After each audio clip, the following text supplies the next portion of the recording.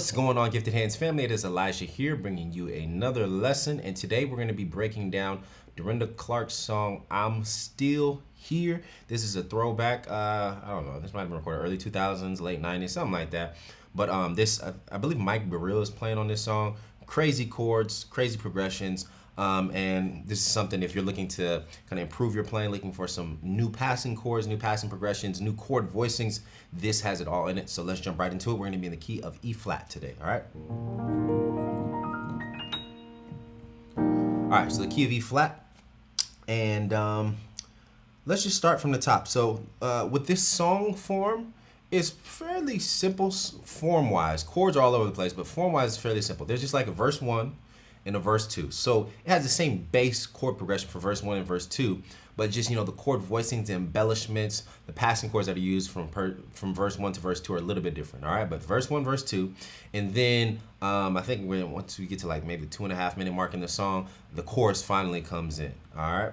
Chorus, and then we'll have a bridge, we'll call it, and then from there we have the vamp, okay? So technically 4 different sections: verse 1, verse 2, same progression, chorus, bridge, and vamp. All right, those 4 sections is what we're going to cover today.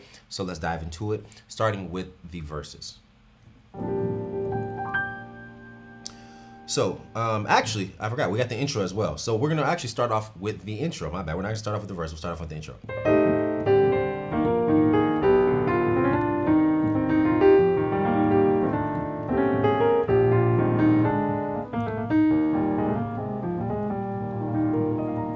All right, so that's the intro. So what do we have here? Let's look at it.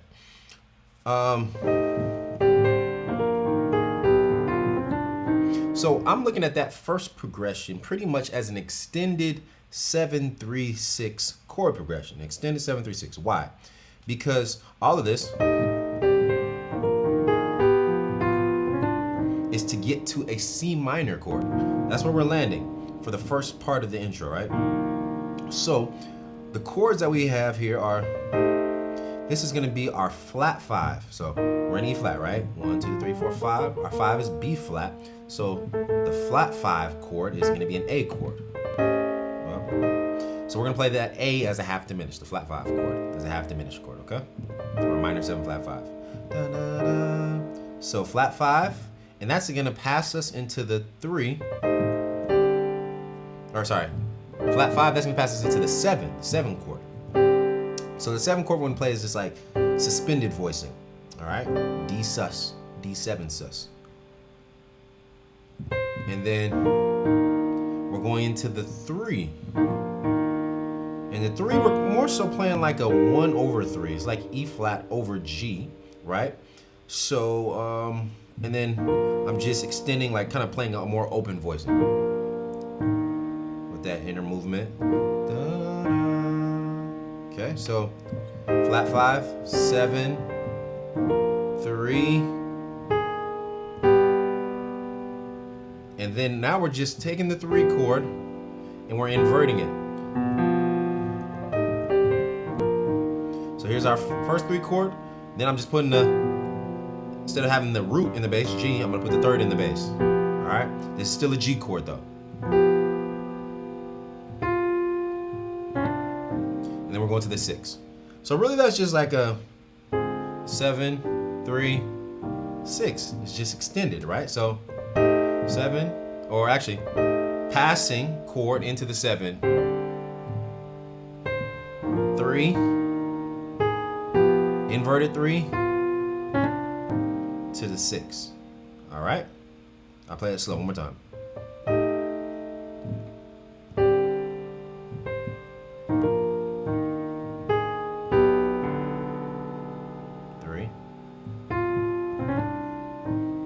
All right, and then the specific chords, or specific voicings that I'm using for this are going to be, when we get to that inverted 3, we're just going to drop our bass down to a low B. And you can roll your bass. All right, and so this breakdown, I'm not going to do exactly note for note, so I'm just going to review the theory kind of behind what's going on. And walk you through it. You have the playthrough at the very beginning of this video, where if you want to learn every single note, then you can just check the playthrough.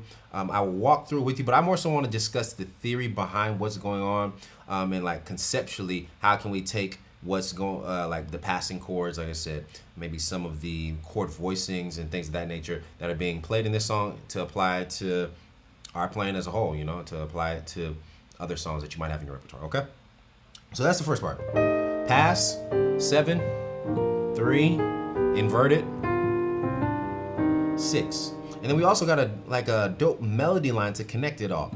Da, da, da, da, da, da, da, da, da. So whenever if you're gonna like play some chords that maybe aren't diatonic, connect them by using a melody line. It's a great concept. Okay.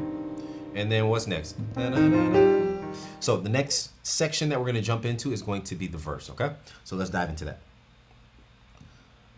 When I look back over my life and I think all the things.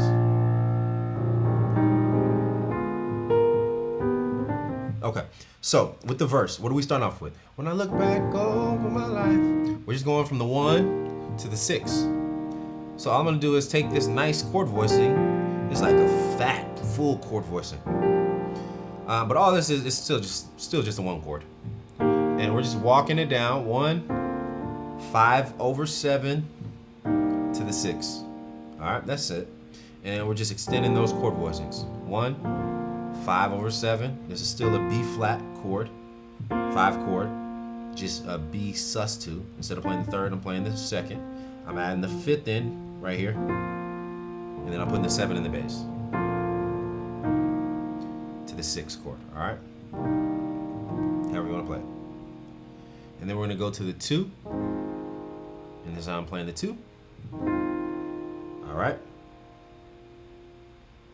So when I look back over my life and I think 2 things over, and then 5. And so when we hit the 5 chord, we're gonna do pretty much the same movement that we took from the intro. We're gonna hit the 5 as low as we can on the piano, octaves, the lowest B flat we can hit. And then we're gonna take that A flat major 7 chord again. We're gonna play this inversion right here. So that's 1, 2. That's second inversion. So B flat, second inversion, third inversion, root position, and then we're gonna resolve it to some type of dominant 5, okay? And when we play that A flat major over the 5th, all we're doing is we're playing, essentially, that just gives us a 5 chord in a sus voicing, in a suspended voicing, okay? So, from the top. When I look back over my life, and I think things over, 5. Alright, so 5 sus, sus, sus to dominant. Okay? So that's all it is. This. We could do that all the way up to the piano. All those are sus voicings, and then all we need to do to change it from sus to dominant is take the 4th, which is this E flat, and then resolve it to the D, which is the 3rd of our 5 chord, okay? So 5.